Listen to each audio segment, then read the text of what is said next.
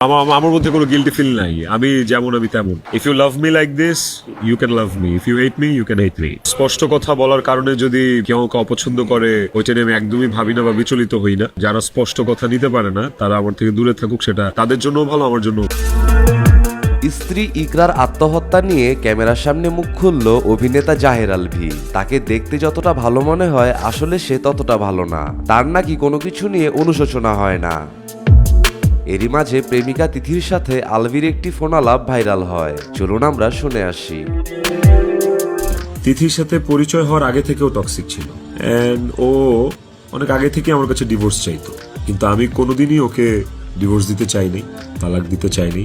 আমার একটাই কথা ছিল যে আমি সংসার করব, কারণ আমি নিজে একটা ব্রোকেন ফ্যামিলি থেকে বড় হওয়া ছেলে।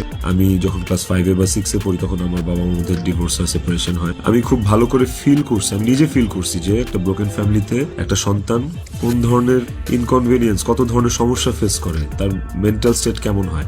আমি কোনোদিনই চাইনি রিজিক এই সাতটা পা। আমি কোনোদিন চাইনি যে রিজিক ব্রোকেন ফ্যামিলির বাচ্চা হোক, বেবি হোক, বা ও আমি যে কষ্টটা ফিল করছি আমার লাইফে, এই কষ্টটা সেম কষ্টটা রিজিক ফিল করুক, এটা আমি কোনোদিনই চাইনি।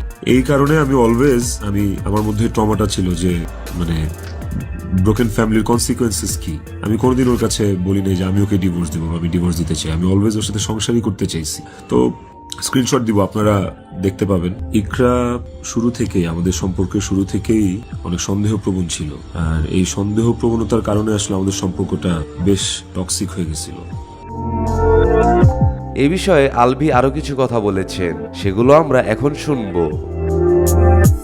আর এই টক্সিসিটির মধ্যেও আমরা আসলে সংসারটা চালায় যাচ্ছিলাম। এই যে মানুষটা চলে গেল আমাদেরকে রেখে, এই যে মানুষটা মারা গেল, আমার সহধর্মিনী, ওরে নিয়ে আসলে আমার কতটুকু বলা উচিত আমি আসলে জানি না, কিন্তু সময় চলে আসছে, অনেক কিছু আপনাদেরকে আসলে জানানো উচিত, আপনাদেরকে জানাইতে হবে আমার, কারণ আপনারা একতরফা ভেবে যাচ্ছেন বিষয়টাকে। ওর কিছু বদভ্যাস ছিল, ওর জেনুইন কিছু বদভ্যাস ছিল, যেগুলো আসলে ওকে আরো ক্রেজি করে ফেলছে, যেগুলো ওকে আরো মানে এমনি তো বাইরের মানুষ থেকে ট্রিগার্ড হইতো, ওই জিনিসগুলো ওকে আরো পেয়ে বসতো আর কি।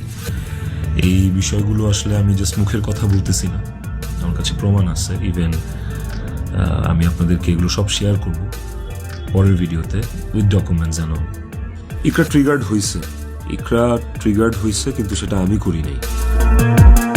আলভী যে বানিয়ে বানিয়ে গল্প বলছে, এটা বোঝাই যাচ্ছে।